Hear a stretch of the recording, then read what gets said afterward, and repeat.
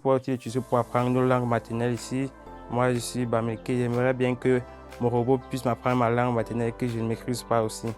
On peut aussi l'utiliser dans le domaine commercial pour discuter avec des clients et dans tout ce qui a quelque chose à voir avec la discussion. Oui.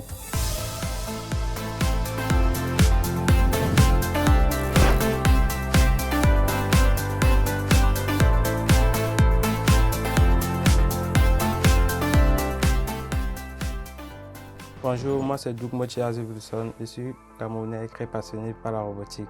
Il y a 19 ans, je suis un étudiant en deuxième année informatique industrielle et automatisme. Je travaille sur plusieurs projets de robotique et de tech et je suis très passionné par ça. Bon, mon premier robot, je le fabrique en classe de première, oui. Depuis tout petit, j'ai toujours été passionné par la robotique. Mon papa a remarqué cela et pendant les vacances, il m'a envoyé faire des stages dans des ateliers de réparation des télés, des radios et autres.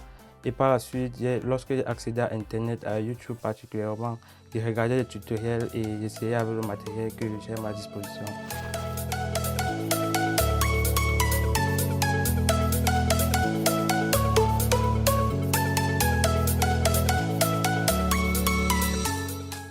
Mon robot ici, c'est un robot humanoïde, je l'ai appelé Willy 2.0. C'est la troisième version de mon robot que je fabrique.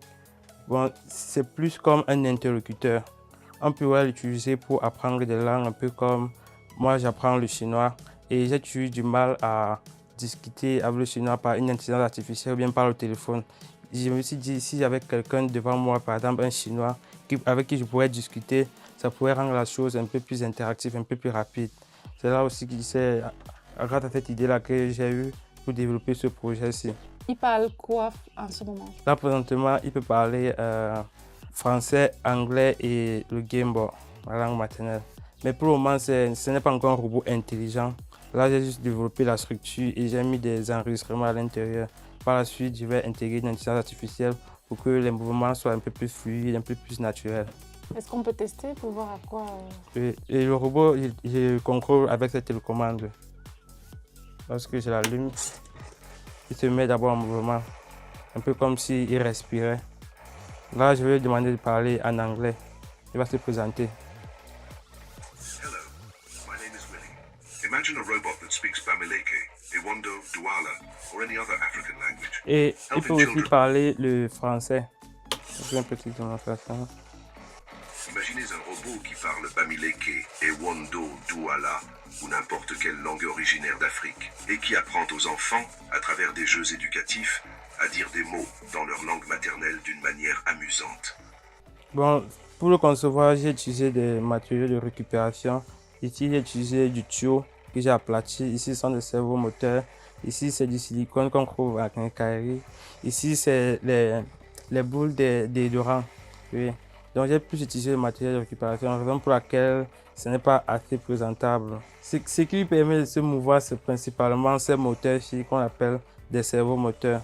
Ce que j'ai fait, c'est juste définir les positions dans le programme, puis le moteur va faire la rotation et ensuite entraîner la tête qui va faire le mouvement.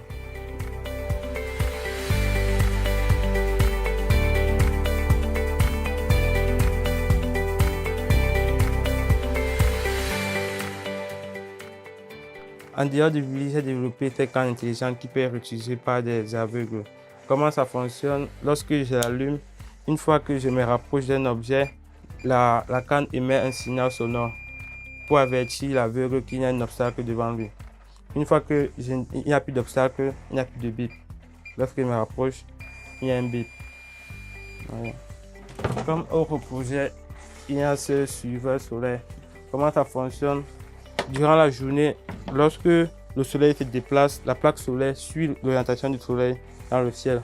Ceci est juste pour maximiser la production d'énergie, de telle sorte qu'on ne va pas se retrouver avec une situation où la plaque solaire regarde une direction et le soleil lui éclaire plus par une autre direction.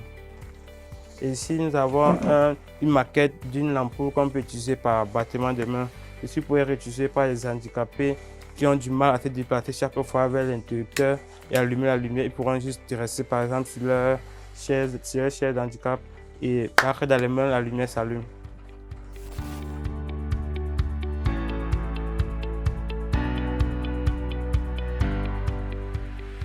La plus grande difficulté que j'ai rencontrée, c'est la difficulté financière et aussi le manque de formation qualifiée qui pourrait m'aider à travailler sur mes projets. Parfois, j'ai une idée, mais je n'arrive pas à concrétiser cette idée-là juste parce que je n'ai pas la compétence qu'il faut pour pouvoir réaliser. Et pour avoir la compétence, il faut se former. J'aimerais aller dans d'autres pays où la robotique est un peu plus avancée et me former là-bas et avoir aussi du soutien financier pour travailler sur mes différents projets. Pour ce robot humanoïde particulièrement, j'ai dépensé plus de 200 000 francs CFA juste pour acheter les servomoteurs et plein d'autres composants. Mais s'il faudrait que je réalise de manière un peu plus professionnelle, de manière un peu plus esthétique, je me vois encore dépenser près d'un demi-million pour développer ce robot humanoïde. C'est pour ça que je dis que c'est assez cher, c'est pas évident pour un étudiant comme moi de débourser tout cet argent-là pour réaliser ce projet-ci.